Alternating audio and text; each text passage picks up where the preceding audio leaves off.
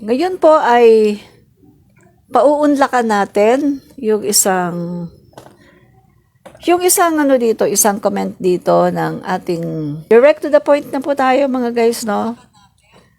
Paunlakan natin ang kanyang katanungan para siya po ay manahimik na. Ang katanungan niya mga guys ay tungkol po ito sa People's Initiative. Alam naman natin ang nangyari, di ba? Yun dun sa nagkaroon ng investigasyon, no? Una, sa Senado. No, nagkaroon ng investigasyon and then may mga, alam natin na maraming mga naging witnesses, no? And then, pangalawa, pumunta sa Davao, no? Sina Amy at yung ibang mga senador para talagang imbestigahan kung meron bang pera na involved. Unfortunately, mga kaibigan, sa pangalawang pagkakataon ay hindi nga napatunayan na talagang merong pera na involved, no? So, malinaw yan ha, malinaw.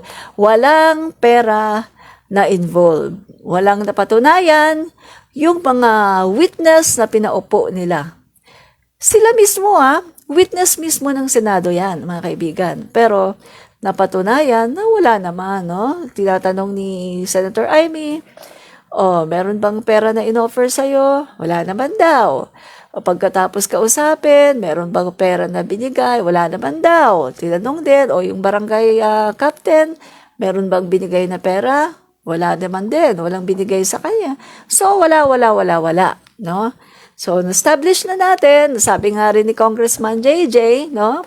Sa pangalawang pagkakataon ay napatunayan nila na sila'y nagsayang lang, mga kaibigan, ng pagpunta nila sa Davao instead na sana ay tumulong sila doon sa mga nabaha dahil mga panahon yon na sila ay naghihiring dyan sa Davao para tanungin yung mga tao na andyan kung talagang totoo na may pera na involved, ay nagsayang lang sila ng oras dahil wala naman talaga, no? So ngayon, mga kaibigan, ang request nitong ating, di ko alam kung follower siya o basher, sabi niya mga kaibigan, nga pala madam, ano masasabi mo doon sa pagsusulong ng People's Initiatives na todo deny? Nagkita sila ni Martin Romualdez, kaso may PIC pala nag-meet up, no, yung People's Initiative daw na mga kaibigan, nag-meet up at meeting sila sa townhouse ni Speaker. Care to comment. Yan. So, kukomentuhan natin mga kaibigan, no, yung kanyang sinasabi. Okay. Unang-una sa lahat mga kaibigan, alam naman natin na itong mga nagsusulong ng People's Initiative ay yung pirma, no? Pirma. Sa panahon pa nga ni Gloria Macapagal Arroyo, sila din yung nagsulong niyan, no? Sila din yung nagpapapirma. At alam natin mga kaibigan na sila ay mga ordinaryong Pilipino. No. So, una, tandaan nyo mga ordinaryong Pilipino na wala naman silang mga resources.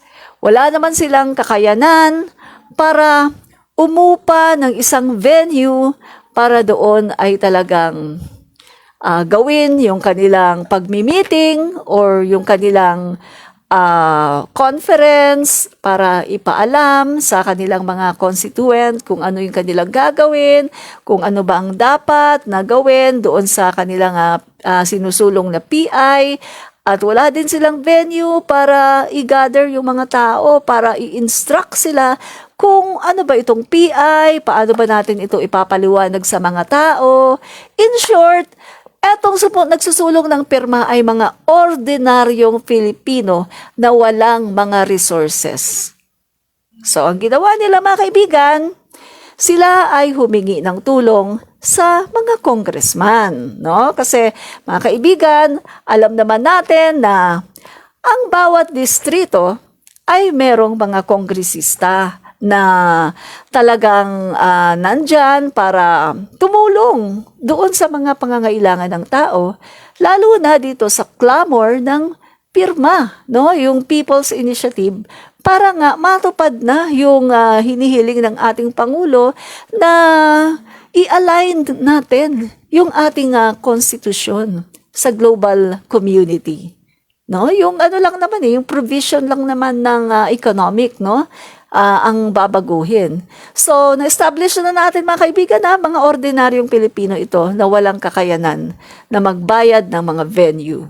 And then, alam naman natin, pumupunta sila sa kanilang mga kongresista, no? At sila ay nagsasabi na humihingi ng tulong na pwede po ba ninyo kaming tulungan para sa aming meeting, wala kaming venue, wala kaming resources. And then mga kaibigan, kung makikita ninyo, yan, ito, kung nakapunta na kayo, i-ano po na natin establish ko sa inyo. Kung nakapunta na kayo sa Leyte, mga kaibigan, may bahay doon si Speaker Martin Romualdez.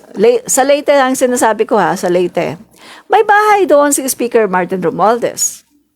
At mga kaibigan, sa bahay ni Speaker Martin Romualdez, madalas, pag merong mga tao na naghahanap ng mga venue, kailangan nila meron silang venue, wala silang resources para sila ay magbayad ng venue. Mga kaibigan, ang Tingog Party List ang namamahala doon sa party list, no, ni Speaker Martin Romualdez ay talagang napapakiusapan na pwede bang ipakiusap na dito kami sa bahay ni Speaker Martin. At alam niyo po ba, ang mga bahay po ni Speaker Martin doon ay palaging ginagawa na siya ay talagang pinagdadausan ng iba-ibang mga seminar.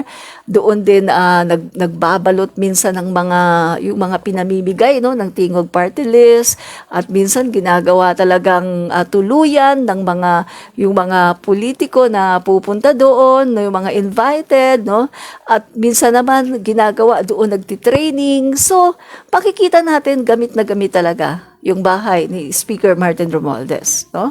So, pagdating naman dito sa sinasabi niya, mga kaibigan, ganun din ito, no? Yung townhouse, no? Townhouse daw mismo ni Speaker Martin Romualdez dito daw nag-meeting, no? So, sinasabi ko nga, mga kaibigan, maaring na-i-offer or sabi nung witness, no? Sila daw ay parang ang ginawa nila ay nag-request sila na kung maari doon gawin, no? Doon gawin kasi nga wala silang venue. Mga ordinary citizen sila na wala naman silang kakayanan para magbayad ng venue para doon sa kanilang meeting. So natural, ikaw ay isang kongresista, Speaker of the House, syempre, magmamagandang loob ka na sige, dito na lang kayo, gamitin na lang yung venue. Unang-una sa lahat, walang masama ang pagpapagamit mo ng iyong townhouse or ng iyong bahay para sa isang lehitimong meeting. Ang meeting na yan ay hindi illegal. Yan ay meeting para sa People's Initiative na ang layunin ay maganda para mabago ang economic provision ng ating saligang batas. Take note, common sense lang mga kaibigan. Kung ang gagawin nila ay isang illegal na gawain, hindi ipapagamit yan ng ating speaker. At kung ang gagawin nila mga kaibigan ay kung meron silang hocus-pocus na gagawin dyan o kaya ay mga bagay na labag, no, sa saligang batas o labag sa batas mga kaibigan, siguro naman gagamitin mo na lang ang common sense mo Kung ikaw is Speaker of the House, bakit mo ipapagamit ang iyong townhouse? Kung meron kang masamang motibo o kung meron kang masamang gagawin, bakit mo ipapagamit ang townhouse mo? Hindi ikaw ay nadamay pa, di ba? Kung ganun mga kaibigan, ang dapat sanang ginawa ni Speaker ay nag-rent na lang ng private na lugar para hindi mabuking. Diba? Ganun yun Kung may tinatago, kung masama yung gagawin nila doon, magre-rent na lang ng lugar na private na talagang hindi mabubuko, hindi madadamay ang speaker. But the fact na pinagamit niya ang kanyang townhouse, ang ibig sabihin nito, malinis ang kanyang konsensya. Malinis ang kanyang hangarin na pinagamit niya ang kanyang townhouse dahil yung kanilang meeting ay isang legitimate na meeting at isang meeting para sa kaibubuti, para sa ikabubuti ng taong bayan, para sa clamor ng People's Initiative. 'Di ba? Common sense na lang eh. 'Di ba? Mga kaibigan, common sense na lang.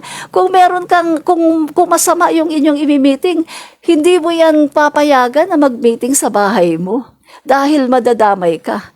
Kung masama ang gagawin ninyo, hindi mo yan papayagan na diyan magmi-meeting sa inyong sa iyong bahay dahil meron kang itatago. Siyempre itatago nyo, isisikreto nyo, 'di ba? Ganon na lang yun mga kaibigan eh. But the fact na hindi nila sinikreto at talagang doon pa pumayag si speaker na gawin ang meeting doon sa kanyang townhouse. So, ang ibig sabihin yan mga kaibigan, legit. Legit. Walang halong mga hocus-pocus o mekos-mekos. Walang halong mga illegal na aktibidades ang kanilang ginagawa. Ito ay isang legitimate na meeting para sa People's Initiative. So, walang masama doon, no? Bakit nagiging masama sa paningin? Dahil may mga toxic na mga tao na masasama ang isip na binibigyan ng masamang kahulugan. Dahil nga, ganon sila eh. Ganon ang gawain nila. Masasama silang tao, mga negative silang tao, masasama ang ginagawa nila. Kaya pati yung tao na nagpagamit ng kanyang townhouse para sa meeting ng People's Initiative ay pinag-iisipan nila ng masama. So sino ngayon ang lumalabas na masama? Walang iba kundi yung mga tao na nag-iisip na masama ang ginawa ni speaker. Na si speaker daw ay baka involved dito at siya yung talagang kumbaga nagpasimuno nito at siya daw ay namimigay ng pera. Lumalabas ngayon na ang mga masasamang pag-iisip na yan, mga kaibigan, sila yung may mga ginagawang masama. 'Di ba? At etong witness mga kaibigan, dahil sa kanyang takot na baka mamaya pag-isipan ng masama si speaker, gusto niyang mag-deny. Pero eto naman ang masasabi ko sa witness, huwag mong i-deny kasi wala kayong ginagawang masama. No? Natakot siguro yung witness eh. Baka iniisip ng witness, naku, baka mapasama si speaker. Nag-deny siya, di ba? Pero sa huling banda, nalaman din na talagang nag-meet sila ni speaker. So itong masasabi ko sa kanya, nagkamali doon yung witness. Kasi dapat hindi siya nag-deny.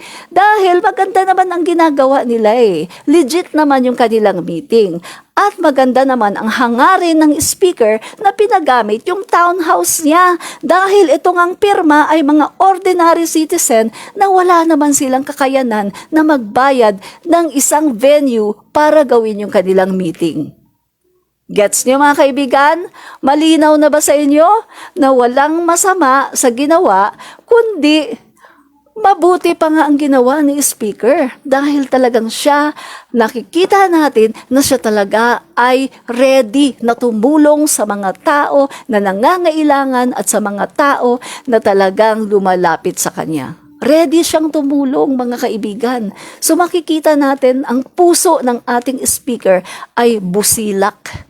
Mabuting tao ang ating speaker na ang ginagawa naman ng mga Duterte, nina Amy Duterte, Manotok, Marites, ay pinag-iisipan ng masama. No? So ngayon, nagbubumirang sa kanila mga kaibigan, lahat ng binibintang nila sa speaker ay nalalaman natin ngayon na walang katotohanan. Dahil nag-imbestiga pa sila, kita nyo anong nangyari. Pahiya sila mga kaibigan, pumunta pa sila sa Davao, tapos kamukat-mukat mo, nalaman nila na wala naman perang involved. Nakakatawa, di ba? Nagmukha silang Mga tanga. O ano, Marcy Cabato, nasagot ko ba ang iyong ang iyong siguro naman okay ka na diyan ano? Nasagot ko yung agam-agam, no? Kasi pinag-iisipan yun ng masama si speaker. Pero ang sagot ko sa iyo ngayon ay yan ang katotohanan, no? So mga kaibigan, maraming salamat. Sandali, meron pa ba? Dali, tingnan ko kung meron pang tanong. Okay, dali Wala na yata mga kaibigan, no? So, mamaya na lang ulit, mga guys, no? Actually, magmimerienda ako. Kaso, sabi ko, pagbigyan ko muna itong si Marcy Cabato, no? Nagtatanong siya, bakit daw hindi ko tinatakel yun? Akala niya iniiwasan ko. Hello? Hindi ako marunong umiwas sa issue. Kaya ko lang hindi siya tinakel kasi wala nang relevance yun eh. At nalaman naman natin na talagang ang speaker ay hindi involved at umamin yung mga witnesses na walang involved na pera, no? So maraming po salamat mga kaibigan, na debunk na naman natin ang mga kasinungalingan ng mga anti-PBBM at anti-Speaker Martin Romualdez, no? So salamat po kay Margie Espino, Maria Corazon Velasquez, salamat po Rita Guyo, shout out sa Cavite, sa nanonood dyan sa Cavite, marami pong salamat, no? Salamat sa panonood. Jose B. Baquilar, Marcy Cabato, maraming salamat sa iyong panonood at sa iyong tanong, no? Maraming po salamat sa lahat po na nanood, at mamaya po ay babalik ako, no, for another topic and live. So ito po muli si Admin Rich nagsasabing fight fake news, expose the truth. Bye!